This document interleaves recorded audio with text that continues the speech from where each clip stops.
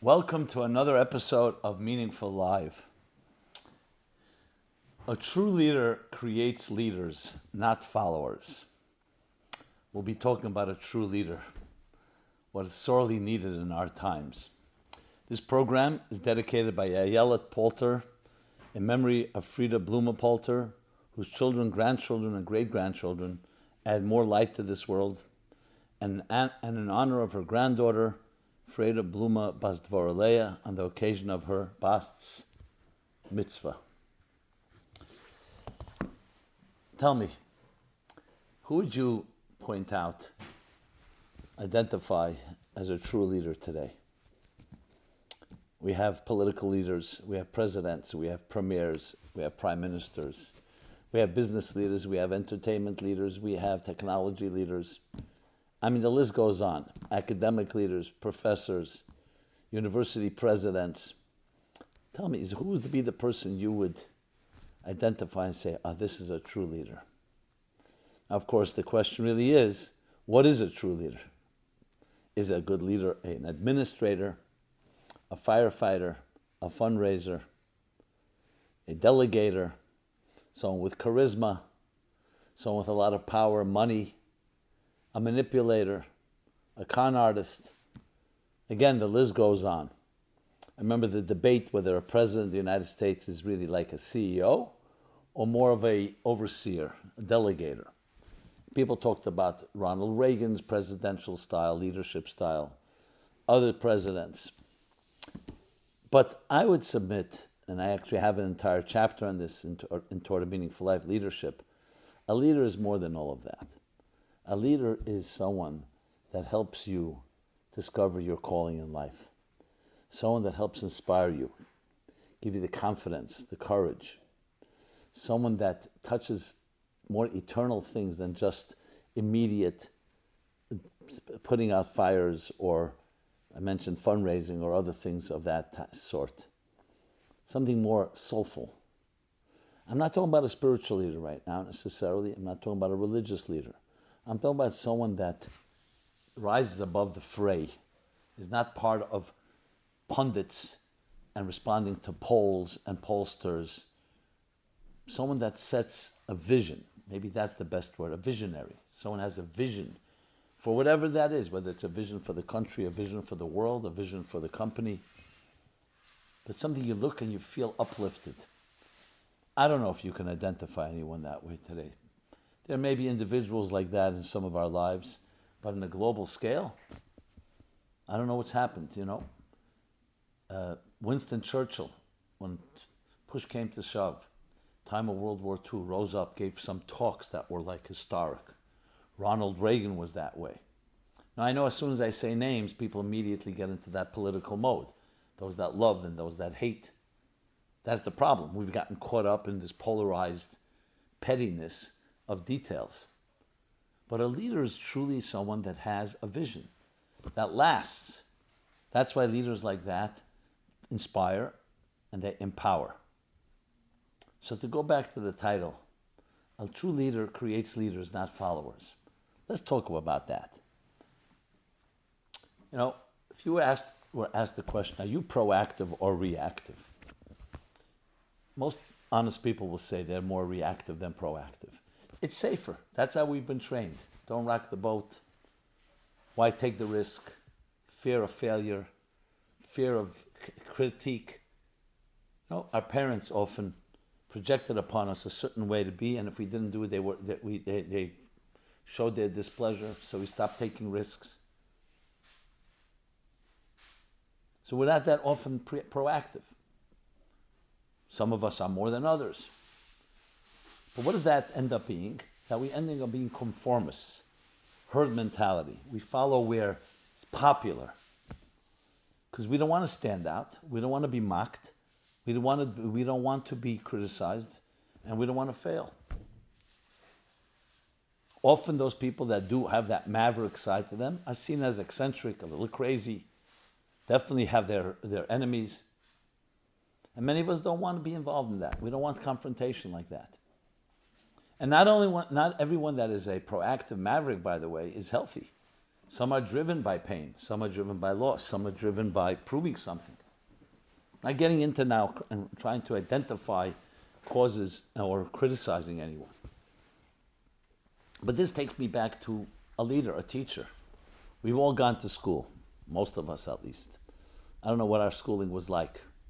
For me, it was quite boring, and I don't know, I look back at it, a lot to be desired.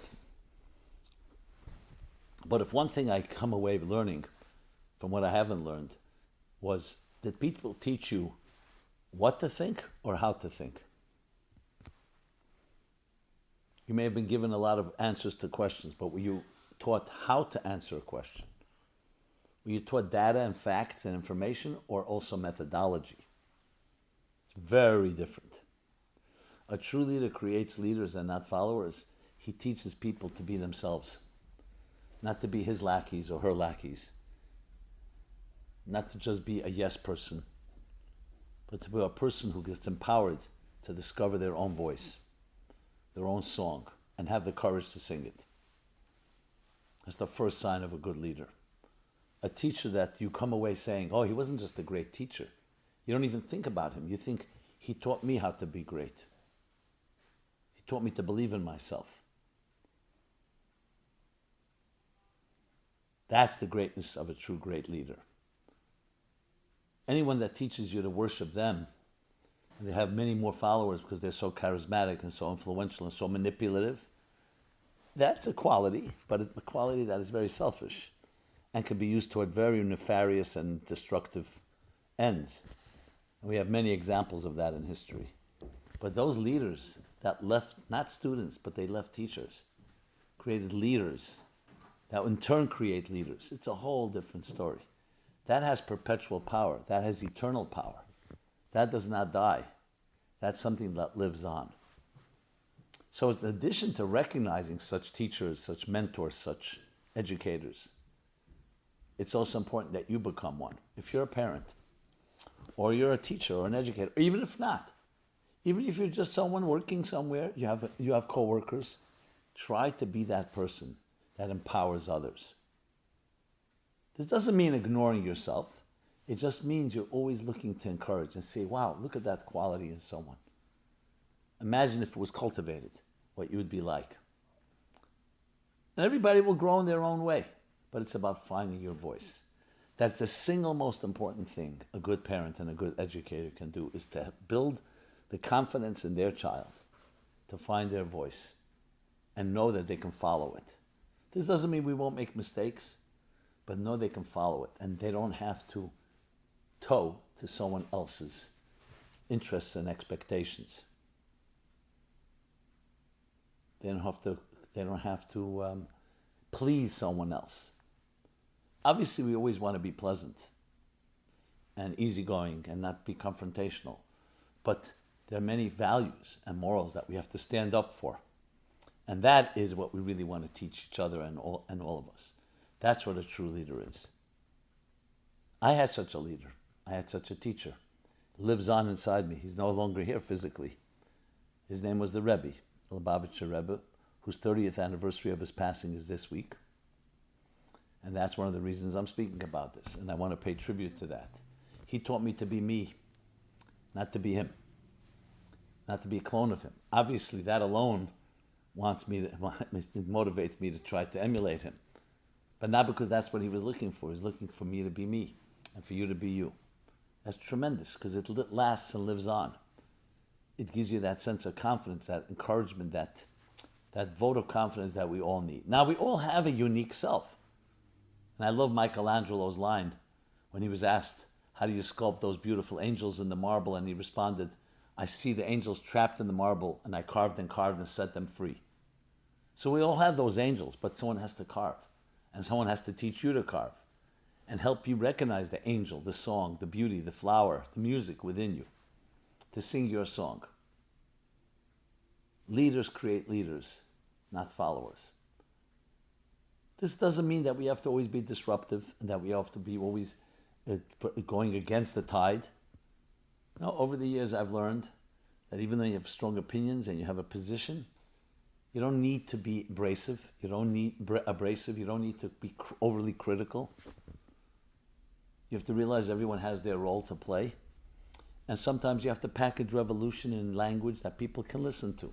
It's not what you say, it's how you say it. But what you ultimately want to do is create change. Not more of the same. Not just the routine, the habit, the comfortable. To break through, do something different. Dare to dare. Dare to do something different. And that all comes from a leader that teaches you. Again, they don't give it to you. They allow you to find it yourself. Find the flower within. Remember, flowers can't be pulled out of the ground. You water the flower, you nurture it, and then it emerges. It's an emergence, it's a process. This is all some thoughts on leadership. And we all are leaders in a certain way. Some are leaders over larger numbers of people, but we all have that capacity because we all have something to give. We all have something to teach. And we, of course, all have something to learn. So we're always in a process of give and take. But imagine what it would do psychologically to people. How many problems are a result of people's fears and insecurities, of wanting to feeling that someone's taking something from them, so they become overly aggressive to compensate for their own insecurity. But when you have that security, you coexist. You're fine. I'm fine with you. You can disagree with me. You don't have to be wrong for me to be right. And that's an approach, an attitude in life that can transform everything. So the goal of these words is to actually help inspire that confidence in each one of you and help you do that to others as well, because that's what confidence does. Confidence breeds confidence. Security breeds security. When you're comfortable in your own skin, you'll help other people be comfortable in their skin. When you're not, you make people unhappy. And people try to be someone they're not. So there's so much that extends from this idea of what leadership is, and so much that can be learned and so much that can be taught. But I really want to say thank you to my great teacher, a true leader that has taught so many people to be leaders in their own right, leaders in their homes, in their families, their communities, in their cities, in their countries. And may we all shine with our unique divine image that's unique to you, that makes you indispensable.